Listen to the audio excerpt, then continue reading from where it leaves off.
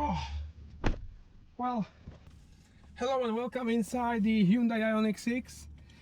And this is a very good car, and I have to talk you through the interior first before we drive. This interior is very technologically advanced, as you would expect from looking at the design of the car as well from the outside. So instead of the rear view mirrors, we have here these two displays like in an Audi. The positioning is slightly different. They are not sort of here on the door, but they are the part of the dash. They are a little bit like ears of the dash. That's what they look like. And then, as I said, from the outside, my complaint to those cameras is they could have been aerodynamically shaped as well as the rest of the car, but they are looking like a brick. So that's the only thing I don't like about them. In terms of the range the cameras have, it's very nice, it's very wide. So they even show you the angle, which otherwise in the mirror you would have to sort of change your direction of looking at it. So really good, and also the quality of it is very good. I really do like that. Now, in terms of the interior, it's a very nice interior. In terms of the layout, so we lost these controls for the windows from the door, which are now here in the central panel. Now, this is okay if you're right-handed, which I'm not, I'm left-handed, so it's slightly more difficult for me to get used to it, if I'm really honest. But I like the interior in terms of how you know, how light it feels, like with these white seats, white leather seats, and it feels very roomy inside. Yeah. Then I like the air conditioning unit, which has touch sensitive buttons, but it's okay, and you can very quickly have these shortcut buttons to go into the display of the air conditioning, or you can heat the seats, climate the seats, which I'm going to use now because it's really a hot day. Yeah. Then in terms of the infotainment, maybe it's because I'm in the guest mode, but many times in the morning it feels a little bit slower as compared to some of its competitors. But otherwise it's a very usual infotainment, you know, so we know what to do with it. In the morning, what you have to do, you have to go always into the vehicle settings, into the driving safety, and turn off the bloody lane assist. So you have to find it here, turn it off, and then also from 2024 this speed limit warning. So a little bit annoying, but that's what you have to do each time. And yeah, and in front of me a typical display, sort of a Kia Hyundai interface. So I'm getting used to it. And also another thing I have to tell I really do like is this stalk for the otherwise would be a gearbox, and I like the positioning of it. Is here underneath or on the height of the steering wheel, and I do like that because, for example, on the VW cars it's up here, so every time you have to put your hand up and do it like this. So I do like that. So you just use it here, and then you also have a drive mode button, so you can select in between the eco, normal and sport very quickly. And if you hold it down, you also have a snow mode, because this is the all-wheel drive version. And then here on the left side from the steering wheel, you can adjust the mirrors. You can adjust the angle of them. You can turn off the traction control and stability system. You can open the boot and open the charging port as well. And maybe one other thing I have to say to the interior, while it looks fantastic and it's very roomy actually, it's also what I have to mention, you have really massive amount of space here, really good practicality here, and in the armrest where you have two USB-C ports. I have to say the materials, it looks great, but all of the materials, everything, these door handles, this chrome looking trim around the screens, these buttons, it's all plastic. Yeah, so that's one thing I have to mention. It feels reasonably solid, but it is all made out of plastic, not aluminum or something like this. So maybe a small, let's say, critique to that. Anyway, let's start driving and talking about what was the experience with this car, because it has been tremendous actually for an electric car. And the reason is, of course, with electric cars, if you want a good range with the current technology, you need fantastic aerodynamics. And this car has it. 0.21 is absolutely tremendous. I'm absolutely staggered by this. I love aerodynamics on the machines and cars, and I'm absolutely staggered by this. I love this streamlined shape that it has. I love how quiet it is on the motorway. The only thing actually that you hear are these brick shaped cameras here, as I've said. And in terms of noise, what I measured was on the motorway 57 to 59 decibels on my noisy bit of motorway, so at 130 kilometers, so I think really good. Yeah, so yeah, so let's now talk about the range. So the range estimated for this top of the range most powerful is in between 519 and 583 kilometers according to WTP. And of course, as we know, with electric cars this is not that possible, but I have to be honest, with this car the range is really good, because the consumption, thanks to the aerodynamics, is incredibly small. So I was able to average motorways, B roads, city 17.7 kilowatt hours, and I was driving on a motorway as is my usual testing, so driving like with a petrol car.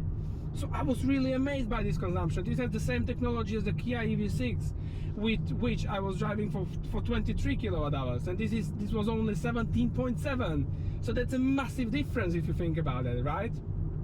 And then if you use the car in the city in the normal mode, you can drive in between 8.8 kilowatt hours per 100 kilometers to 12.6 kilowatt hours per 100 kilometers. So this is extremely low energy consumption, right? So I'm absolutely staggered by this consumption, right? I think that's great. I'm gonna have to show you now. This is the accumulated info during the whole week. So I've done 669 kilometers until now, and the average is 16.4. 16.4. This is, for a non-Tesla electric car, absolutely staggering. And I have 330 horsepower, 605 Newton meters, all-wheel drive, all the luxury, because this is the full equipment. I mean, this is just great. So that means you can do, in reality, in between 430 to 460 kilometers in reality, driving like with a normal petrol car and in a sports mode, right? Because I usually drive in a sports mode. I think it's good to have the most power all the time, and also when you have the car loaded. Now here comes the corners, so let's see how it drives. It's nice and stable. It's nice and stable. We have a long wheelbase.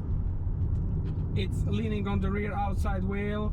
One maybe critique I have to the steering is well, it's kind of lifeless. It is precise. You can drive the car precisely around the corners, but it is pretty lifeless. You can definitely feel it's an electric steering rack, and yeah. The amount of feedback in the corners while cornering is not the greatest. That's the one critique. But otherwise, to the suspension, so we have McPherson and Multilink. We have a normal suspension. We don't have adaptive dampers like maybe its new competitor, the VW ID.7 has. But I have to say, they judged the riding very nicely. So it's a car that's on a stiffer side, so it's not as it's not floaty, and I do like that. It actually feels kind of driver's-like, because it's really quite nice controlling the body movements, even despite its weight of 2090 kilos. So yeah, it's very nicely controlled over the bumps, angulations, the dips and stuff. It's really nice controlled, and also in the corners. So yeah, I think they've done an incredible job with tuning the suspension. If I would be saying to you about the caster, so there is some positive caster. I think there could be even a little bit more of it, but it's okay. And in terms of geometry, as I've said in the closer look, we are running more negative camber at the rear, and they tow out. So this is a usual setup for of cars that are actually quite good in the corners. So in the cornering, I'm very happy with it. And also in terms of comfort, so we have a long wheelbase that's helping it, and even the balance of it is very nice. So there is no bouncing, as I said. So really good in this regard. Now dynamics, 330 horsepower, It gets you to the 0 to 60 in 5.1 seconds. The Aerodynamics 330 horsepower. It gets you to the 0 to 60 in 5.1 seconds. The car definitely feels rapid. I cannot show you now, maybe when we're going out of the village, but this is absolutely, yeah, it's very nice. Maybe I feel, well, if I would be buying this car, I would buy the rear-wheel drive, sort of lower specification with 229 horsepower, because I think this is extremely nice to have this acceleration, but to be honest, day to day you don't really need it, and I would be more happy with having an even longer range with my car, right? And in terms of wheels, they are also a part of the driving experience, so you can choose between these 18-inch wheels that we have here or 20-inch wheels, and the ride is really reasonably and quite stiff already here on these 18-inch wheels, so I don't want to imagine what it would be like on the 20-inch wheels. And the 20-inch wheels as well, they don't have the aerodynamic, they are not aerodynamically designed as these 18-inch wheels. Although some of you might prefer those 20s because for the way it looks for the car, right? Yeah, well, this is a really great car. I mean, and also in terms of usability in the city, you would think that because it has this ducktail spoiler in the back like a Porsche, that you would have kind of a bad visibility to the rear, and you would need maybe a camera like some cars have in this rear view mirror in the middle. But you don't need. The window is quite big, and you have a normal mirror, so that's cool. And then the great thing is, of course, the spaciousness. So they've managed with the cabin. It is extremely spacious there. It's like in a limousine, like. So fantastic. Okie doke. So let's now go out of this village. I want to show you a little bit of the acceleration, and then let's talk about dislikes and the likes. Okay, so we're closing onto the end of this village, where we will do a little bit of overtaking maybe, or even not. There are cars coming. Well, I will just show you. We are doing 60 and bang, 80, 90, 100. The acceleration is really rapid in this car. I really do like that. Well, anyway, let's come to the dislikes and the likes of the car. So in between the dislikes, let's start with them because there's not a lot of them. I would say it's the infotainment that is sometimes in the morning quite slow, but that might be because I'm in the guest mode. If you have your own user mode when you own the car, I think it would be faster. Then I would say the driving position. I sort of struggle to find extremely comfortable driving position where the steering wheel wouldn't be too far from me without adjusting the seating angle too much. So yeah, and also I think in such a saloon like this is, I think it should be possible to be sitting even a little bit lower than this is. And I'm sitting like very slightly above the dashboard in comparison to the dashboard, right? So that would be another dislike. Then dislike would be maybe some of the materials. I think it shouldn't have to be all the time the plastic like it is in here, but it looks good, but yeah, it's plasticky, right? So now let's here open up the road and look at this acceleration, 110, 120, 130. This thing is very rapid. I mean, really, honestly, this is wow, this is supercar territory maybe. Yeah, what else did I have in between the dislikes? There was not much, right? Now let's come to the likes. So definitely aerodynamics. I even like the looks of it. The streamline look like a Tatra from 1930s. Really great aerodynamics, and the amount of work and the amount of attention to detail they've made to make the aerodynamics great is wow, it's great. Then is the real range, up to 500 kilometers in reality in this normal weather. I don't know what it is in the winter, but in these conditions I think it's really great. The consumption is fantastic, so that's great in this regard. I also like the practicality of the interior, the spaciousness of the interior. In terms of charging, I like that it's really fast. Up to 260, I achieved 264, I think, kilowatts of power in terms of charging. So that's good. And this car also has an auto charge function. So if you have it on, you just come to the charging station, plug it in, and it starts charging. You don't need to initiate with the car because it knows you as the owner of the car. So I think that's a really great function.